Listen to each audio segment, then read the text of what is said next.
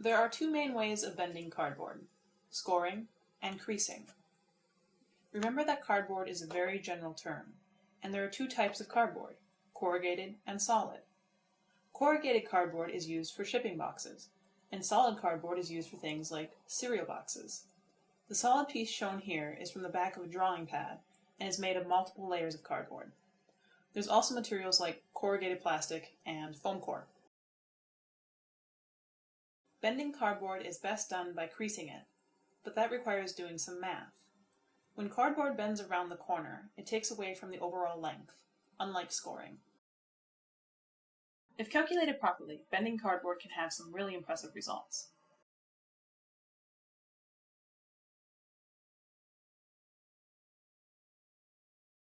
Calculating the corner length is really easy for corrugated boards and foam core, but it doesn't work as well for solid cardboard. The perimeter of a circle is 2 pi r, where r is the radius of the circle, and here it's the thickness of the cardboard. 2 pi r is for the whole circle, 360 degrees. For a 90-degree corner, divide by 4. Test and measure the corner length, especially if it's a small project. Not all cardboards will behave the same way. With this corner length calculated, it demonstrates a great advantage of working with corrugated boards versus solid. When bending cardboard, there is no inner radius, yet now there is material for it from the outer radius. With corrugated board, that extra material can be pushed into the board and practically disappear. With solid board, the inner layers bulge out, the layers begin to separate, and the outer layer will want to tear.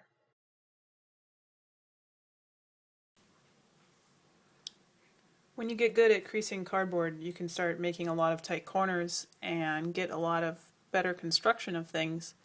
Like this is a little stand for a phone,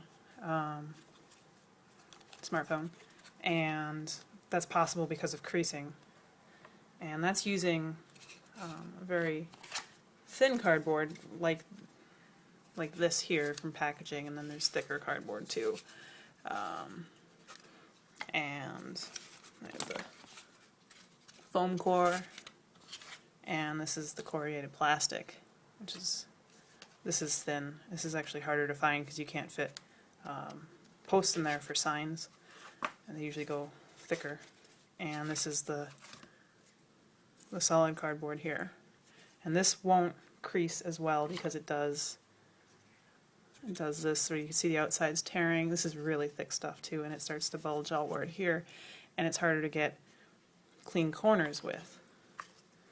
But for creasing, I recommend a straight edge, and then I have from a scrapbooking department, it's a bone creaser, but you can also use something as long as it's got a dull end to it and it's not. Pencils will tend to break, but this is pretty good.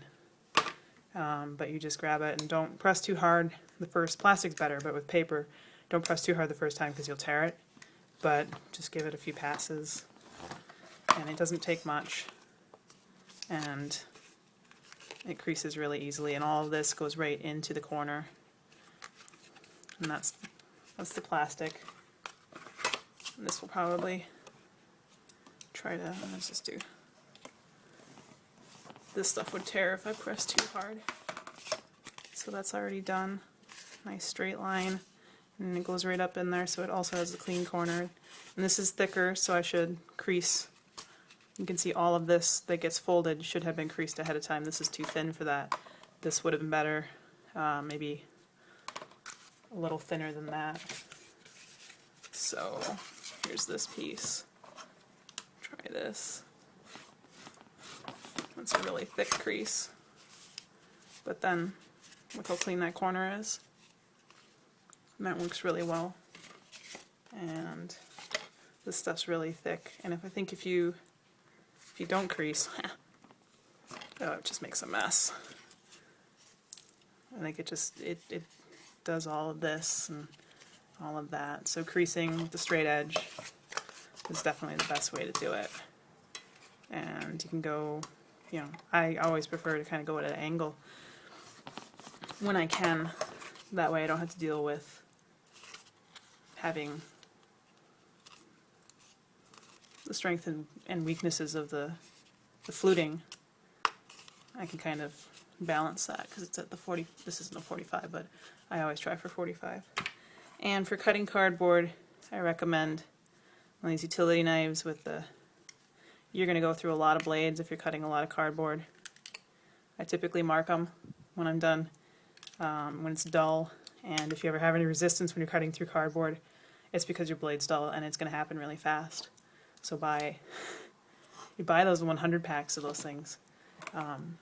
But otherwise you can really just start making your own stuff if you understand how to deal with cardboard really well, and you don't have to, it's as strong as plastic, it's not going to be as water resistant, but it you know, decomposes better. This is recyclable, but you know, it's always going to be around as plastic and for a very long time.